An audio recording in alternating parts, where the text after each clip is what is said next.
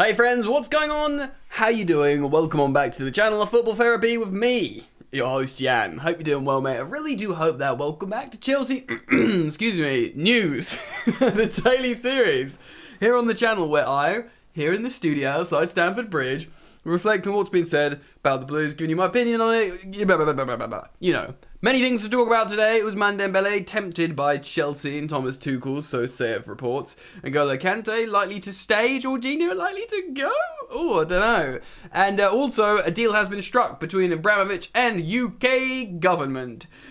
Phew! Wipe sweat off brow. Got my glasses today, my lenses were ready, I picked them up from the opticians. Boring trivia for you there, so let's forget that. And subscribe! Ding, ding, ding! Thank you for everyone who subscribed and dropped a like and turn on the bell notifications icon. I'm going to read a couple of articles or reflect on some information from football.london, both I believe written by Daniel Kahn, it looks like here, but I do want to start on a article from football365.com giving you the lowdown on some positive news regarding the Chelsea sale takeover. Roman Abramovich and the UK government have found a legal resolution that should now usher through the Chelsea sale, the PA News Agency understands. Lawyers for Abramovich and the government are understood to have found common ground, that's nice, on how to handle the Stamford Bridge club's £1.5 billion debt to the owner. Abramovich was wanted to write off this debt since putting Chelsea up for sale on March the 2nd, but Downing Street sanctions blocked that process amid frozen accounts. Silliness! Sounds silly. Government chiefs are understood to have raised repeated concerns that Abramovich would renege? Why don't I speak English? On his pledge to waive those loans, despite detailed assurances and planning from the Chelsea owner. He was saying, look guys, I'm not going to spend this money, I don't want this money back. The UK government were distrusting, like, oh, are you going to take the money somehow? Can you do it how we want it? Pass it to Gary. Gary's going to hold it. I'll hold it. No, we don't want Gary holding it. Yeah, he's alright, let him hold it. Do you know what I mean? There was distrust, who's going to look after the money or where it's going to go, etc. But it's seemingly sorted out now. Los Angeles Dodgers co-owner Todd Boehly struck a purchase agreement to buy Chelsea for £4.25 billion. That's so much money. I thought we were going to be sold for like 2.5. I think that also includes the pledge as well, like the pledge money. In the early hours of May the 7th, having won the ultra-competitive and uniquely public race. Well, because it wasn't like highest bidder wins kind of auction, there were so many things to consider, and I think that's probably why it was quite public. Alright, look, I'm not going to read on here, this goes into more detail about how Chelsea's structured. We know what's going on. Todd Boehly owns a share, but he's going to be the guy who runs Chelsea. Clear Lake Capital, the investment firm, is the bulk of the P's behind the purchase, and then you've got Hans-Jörg Wyss, who's just hanging out, spent a bit of money, not really doing that much. And then, of course, you've got the Tottenham fan who should help with development of the stadium, which should see us get a big, shiny new stadium, slowly redeveloped, I think, stand by stand, Stamford Bridge. But, of course, that is mandatory. Before we talk about Ousmane Dembele, let's talk about N'Golo Kante. Okay, so we're jumping over to football.london. N'Golo Kante drops huge transfer hint as Thomas Tuchel promise comes true. Chelsea midfielder N'Golo Kante has dropped the biggest hint yet that he won't follow Jorginho's footsteps in trying to manufacture a Blues transfer exit. So pause there. This is obviously going off a quote where Kante has pretty much said he's not planning on going, but what this is saying at the beginning of this article here in football.london is, well, it's insinuating, in fact, it's straight up just saying that Jorginho has been trying to manufacture an exit this summer from Chelsea Football Club. I mean, that's kind of news to me. I know that his agent speaks a lot, and he's like, oh, he adores Italy, he wants to go back. Fine, but I always thought maybe, partially, it was largely a negotiation tool, tactic to try and get a new big contract at Chelsea for loads of money. Maybe not. Maybe he just wants to go back, bro. Like, fair enough. But as Jorginho seems happy enough. I suppose he could be happy at Chelsea, but at the same time be like, my time here is done. I've won the Champions League, the Europa League, let's go and win some domestic titles back in Italy. Kante, 31, has spent 6 years plying his trade in the blue of Chelsea and winning nearly every trophy available since he completed his switch back in 2016. I guess it's only the League Cup he hasn't won. From the Premier League to the Champions League at his time at Leicester City, during his tenure, especially in the last couple of seasons, different injury concerns and woes have meant his respective managers, with Thomas Tuchel being his latest, have had to place less reliance on the consistent services as he ages towards the twilight years of his top playing career. Now this is kind of sad, man, because he was literally like, when Hazard and Courtois was still at Chelsea, you had, and I don't like Courtois, but he is and was a very good goalkeeper. You'd say, right, who have Chelsea got that's world class? Costa, Hazard, Kante, and Diego Costa. Diego Costa left, you had Kante, Hazard, Courtois. And Courtois was a little bit lucky to get into that list, but he was definitely up there. Do you know what I mean? Kante was incredible. As long as you had Kante, you were going to be okay in a match in terms of, defending on transition, just having some control and presence in midfield. You're always going to be okay. He's just not that guy anymore, which is sad because he's only 31. And I guess it's the type of player he is, because if you look at, Luka Modric, he's 37 and he's like playing the best football of his career.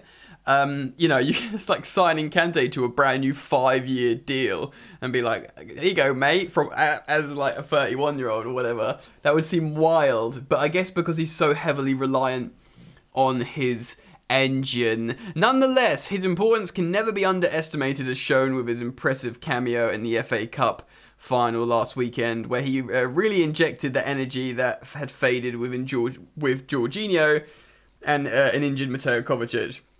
I hadn't really noticed him coming on being amazing, but fair enough. Maybe I've just wiped the whole game from my memory. With Jorginho linked with a move to Serie A giants Juventus in the summer, any transfer could leave Chelsea in some kind of predicament. We already know the amount of investment needed at the end of the season, with Rudiger, Christensen, and possibly Azpilicueta and Alonso set for new challenges. Barcelona looking to rebuild their back four, with Chelsea senior players all, well, apart from Christensen, post 30, like Christensen, Azpi and Marcus Alonso, 3 of their back 4 coming from Chelsea, probably for a very reduced price in terms of transfer fees, only for Azpi and Alonso. That would probably be very low anyway, because they're both on 1 year left on their deals. Should we decide to sell them, that would be a massive exodus for Chelsea, like profound, massive. Coupled with this, the likes of Lukaku and Timo Werner could leave, amid recent links to Bayern Munich. Ooh, yeah, if both Werner and Lukaku leave, I mean, surely, that would be insane. So James Green, at James Green in UK, for Sky Sports, interviewed N'Golo Kante, to which he responded, once asked a question about his future. The only thing is sure that I have 1 more year. I'm going to finish this season and I'll think about it at the right time. So, I don't know, that's but he's just saying I've got 1 more year in his contract. I don't think he's necessarily saying I'm absolutely going to stay for 1 more year. He's just possibly talking for his contract. But at the same time, I think Kante quite likes just being at Chelsea. I think for a time, there was noises that he was unhappy. Not that he was being vocal about it, because he's not that kind of character, but perhaps people noticing that with the instability, when Sarri got sacked, Lampard came in, Lampard got sacked, I think there was an idea that he didn't like the constant chopping and changing of managers. Mate, this is Chelsea, this is what happens, but maybe he sees with new ownership and Tuchel, who speaks French, obviously, Thomas Tuchel, so we'll communicate with him well in his first native language, and maybe he just thinks, I quite like it here at Chelsea now, so I want to run the contract down, see if they give me 1 year extensions. That would suit Chelsea. That would suit me, to be honest. And then, I'm sure if Chelsea had enough of me, I could go and still play decent level football in France, We'll see what happens. Let's move on. This video is going to be quite long, I think, already. So we're still staying on football.london. We're talking about Ousmane Dembele tempted by Chelsea transfer option as Barcelona president delivers update.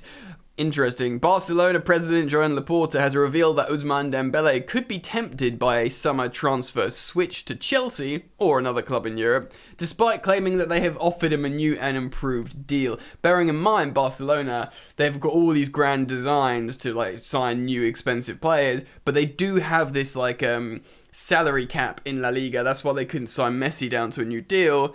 And, players that aren't necessarily 100% committed on big wages, like Dembele, who would command a big wage now, they're probably thinking, maybe we should not put them on new deals. Dembele, who's 25, still yet to enter his prime, or entering his prime, was the main topic of conversation during the January transfer window, as Thomas Tuchel's Chelsea were heavily interested in paying a reduced fee to end his Barca nightmare. Injuries coupled with contract disagreements and a tense relationship between the club and agent meant that all signs pointed towards the Frenchman seeking an imminent exit from Barcelona. However, his adamancy he wanted to stay put against Xavi's will at the time has looked like a smart decision, with Dembele himself shining and helping provide assists for the likes of Aubameyang and other forwards that have gone up to the next level under the former midfielder's guidance. So, when Barca did start playing well, Ousmane Dembele was a big part of that. Now, with the likes of Paris Saint-Germain and Chelsea lurking ahead of the summer transfer window, Barca president Joan Laporta has issued a statement and has given off mixed signals. As per Fabrizio Romano tweeted, Barcelona president Laporta tells Todd Costa, Ousmane Dembele, well, we've made our new deal proposal and we're waiting for an answer next week. A statement which leaves the 25-year-old in a precarious situation. Does he want to try and continue to invalidate his £120 million price tag? £120 million that never really fully justified as of yet. Or does he reunite with a manager who was the one to get the best out of him during their time at Dortmund and continues to monitor his progress from afar? Tuchel still is a massive admirer of Ousmane Dembele. If the second of the options come to fruition, then one of Pulisic, Ziyech, Hudson-Odoi, or more likely Timo Werner would have to depart in order to for the space in the squad. To be honest, man, we're looking at the news articles, new media today, or social media, people who speak to journalists. It looks like Timo Werner is probably the most likely to go, which is a shame because, again, he's that similar deal where people are like, he's such a good character, he's such a hard worker, he can prove effective, and in not scoring goals and not just scoring goals. He had a little purple patch recently where he scored, but his time at Chelsea's never really represented what they wanted him to, which is, of course, scoring goals. He's a really valued member of the front three in terms of working that left channel, in terms of never giving up, in terms of, always causing havoc and pulling out defenders and, winning penalties and getting the odd assist. Timo Werner, I don't think will be viewed as a failure at Chelsea because he didn't cost the world. He cost £47 million, which isn't cheap, but it isn't. It's less than 50 maths. 50, 60, 70, 72. You're looking at Pepe's at Arsenal and stuff. I don't think Timo Werner would be viewed as a complete failure at Chelsea. Although the narrative of the media will probably view him like that because that's their prerogative. But I think now he's probably the most likely to go. Pulisic's looked a little bit more pokey lately. He's younger. We've got American owners coming in. They'll want Captain America in the squad. There's a lot to consider with that. Ousmane Dembele, what do I think? I'd like him, especially if we're looking for a new wide forward. I'm at the point now where this would be absolutely a Thomas Tuchel target. TTT. It would be okay, so he was offered Lukaku, he took him. This is like, look, you want an attacker, you get to choose an attacker. Who do you want? I want Ousmane Dembele. I've coached him, I love him. Okay, we'll get you Ousmane Dembele. We'll pay the sign-on fees, the agent fees, the massive wages. You can have him, here's your target. Good, he deserves that. And then we see what the manager can do with his, true attacking targets. And we'll react here on the channel as news develops. If there's midfielders being linked, fullbacks, wingbacks, Perisic came out of nowhere the other day with a lot of stories linking him. We reacted to that. And we'll do so with all the other players and new stories and stuff. But it's good to hear the deal's been struck between Roman and the UK. And yeah, keep it locked. Make sure you've turned the bell on when you subscribe so you can be updated quickly on Chelsea news. Thanks for hanging, guys. See you very soon. Peace. Way so tough with that bad boy tuck. I'ma get it how I'm living, I'ma walk the walk. Outline my lines, I rap through thought. Body bag the verse, outlined in chalk. In my life seen trouble, hustle on the double. Silence on the trigger like my pick got a muzzle. Yo, chick like to guzzle, bad boy stay in trouble. I only love this paper, sorry I don't. I love me, bitch.